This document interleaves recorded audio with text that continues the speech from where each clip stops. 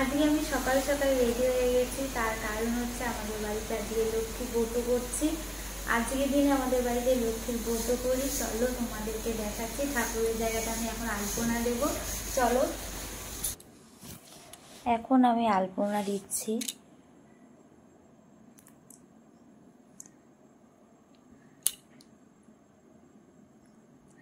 আলপনাটা এখন আঁকছি। আলপনার আঁকার পর এক এক করে আমি সব কিছু রেডি করব ঠাকুরের জায়গাটা।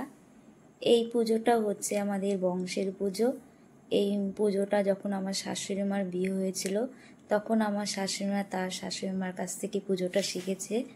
আমিও তাই, আমার বিয়ের পর আমিও তাই আমার শাশুড়িমার কাছ থেকে এই পুজোটা শিখেছি। তাই আমিও সেই পুজোটা করছি। এই পুজোটার নাম হচ্ছে কি লক্ষ্মীর ব্রত।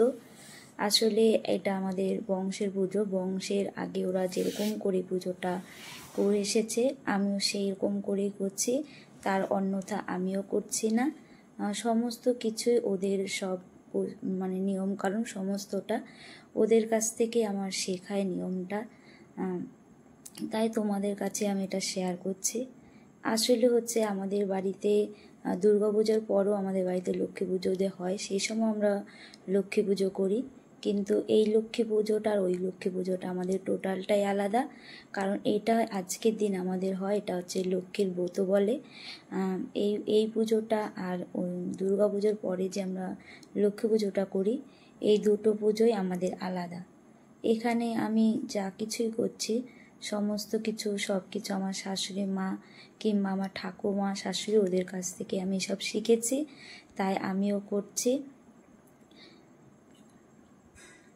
তারপর এখানে আমি ওরা এখানে যেরকম করে ভোগ বলো সব কিছু ওদের নিয়মই, ওরা যেরকম করে যেই ভোগ ওরা দিয়েছে সেরকমই আমি করেছি, তার অন্য কিছু করিনি।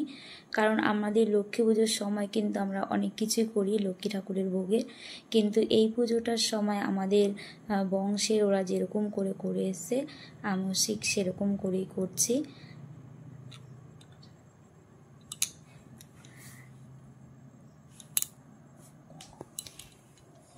আমি আলপনা দিতে দিতে তোমাদের সাথে বলছি, কারণ আলপনার পাশাপাশি তোমাদের সাথে গল্পও করছি, কারণ অনেকটা বড় তো ভিডিওটা।